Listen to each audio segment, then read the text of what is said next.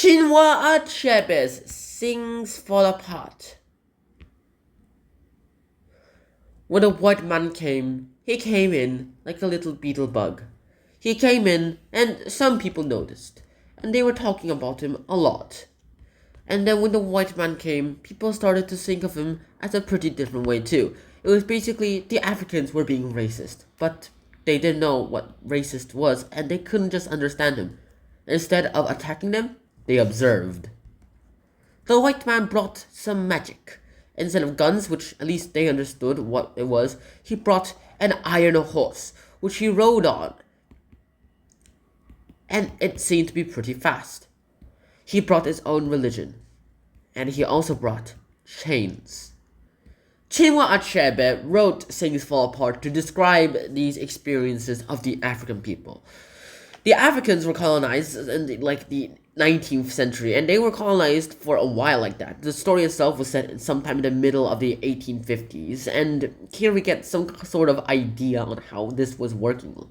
CHINUA ACHEBE went ahead and wrote to us a story about the struggles of one man who was trapped by tradition of his tribe. He worked hard to become the best man in his tribe, and then he lost everything. Then he came back and tried to fit everything back together. But once again, he lost everything again. In the end, though, nothing could actually outmatch anything that he has lost before. He suicided because, well, he couldn't think of anything else to do. Everything else that he could think of, well, all of that was sent away. All of that was disregarded, mainly because he lost his power, and he became a relic of the past. And like his father, who he tried to be the opposite of everything, Okonkwo could not get into grips, could not adapt towards this new tradition.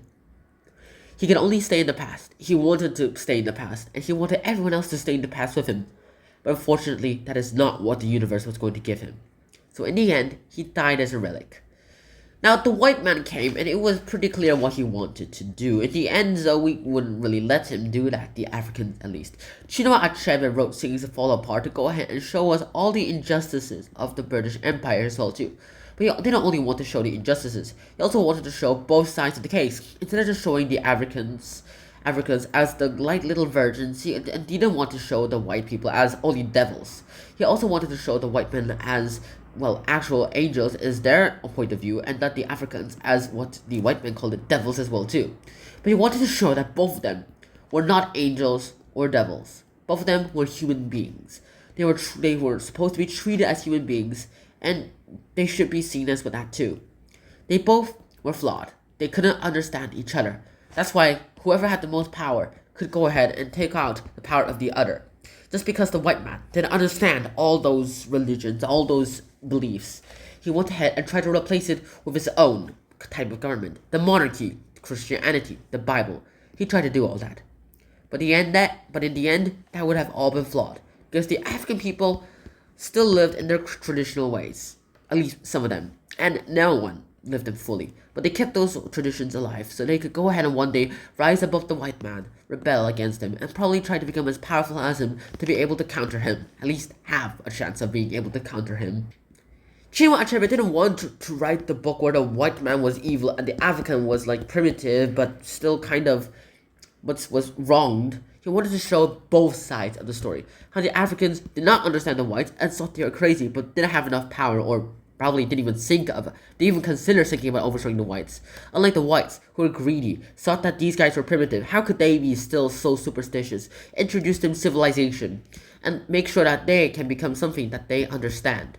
The white man tried to do that, but in the end, he realized that that goal was impossible because everyone was unique. If everyone was the same organism, there wouldn't be any uniqueness, and no one would be able to do whatever they wanted. Seeing both sides of the story, we find that the white man's government was flawed, but so was the African man's. The African man's religion was alright, it was fine, we can understand it, but so was the case for the white man. Both sides had their own decisions on something, and both of them tried to connect with each other. Their language barriers and so on, and the prejudices of the white man went ahead and blocked all of that from happening. And so in the end, the African was demolished, and he would go back.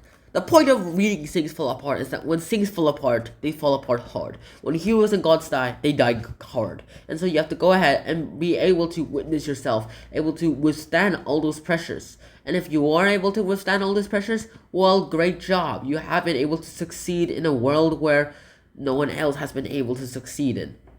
So in the end, you should not join them. You have to see them and see this history on both sides of the views, from both people's eyes. Only then can you understand it. When you want to understand the darkness, you have to become the light. When you want to understand the light, you have to become the darkness and understand the opposite of you. And so in the end, that's pretty much what happened in CHINUA Achebe's Things Fall Apart. This is the review of CHINUA Achebe's Things Fall Apart. I hope to see you guys soon, and until next time, Shinan out, peace, bye bye.